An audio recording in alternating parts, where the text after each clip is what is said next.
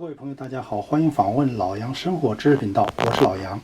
如果这是你第一次访问我的频道，如果你喜欢我的视频的话，请你一定记着点击下方的订阅按钮，开启小铃铛，这样你就不会错过任何新的视频了。今天呢，我想给大家分享超近距离观看千脚虫。千脚虫英文呢叫 millipede， 又叫马鹿，或者叫马翼，或者呢叫马旋、马战、马主等等等。实际上它是背足纲节肢动物的通称。千足虫身体有非常多的节，头部有触角，头4节为头胸部，剩余的呢为腹部。千足虫一般生活在潮湿的地方，大多以苦枝落叶为食，有时候呢会啃食植物的幼苗。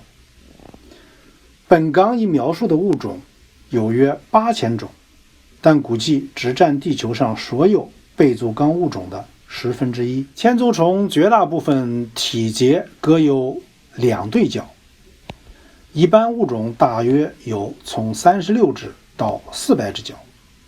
非洲的菊麻鹿最大，它的身长呢可以从几公分到20公分不等，最多呢可以有700多只脚，所以叫千足虫。但是千足虫有一点，它非常臭，所以说鸟啦、野兽了都不爱吃它。一般小虫子鸟容易吃，但是千足虫呢，鸟和兽都不爱吃它。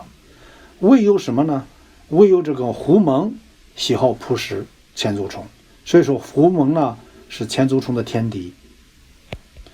千足虫的体液及其分泌物含有一种叫苯醌的化学物，这种苯醌的化学物呢可以用来驱蚊子，所以说千足虫呢也不是一无是处。现在我请各位观众注意啊，就是后边的视频呢是关于活的这个千足虫。如果你呢害怕虫子的话，请你到现在就不要再向后边看了。那么你也可以呢观看我的其他视频。一般大家呢对千脚虫都非常害怕，其实呢它并不可怕，因为它一般是不会咬人的。大家仔细看了这个近摄，要求非常高，因为很不容易聚焦清楚。如果你仔细看呢，它前面有2个触角，它的身体呢分为很多节，前面4节呢是它的胸部，剩余的呢都是它的腹部，也就是肚子部分。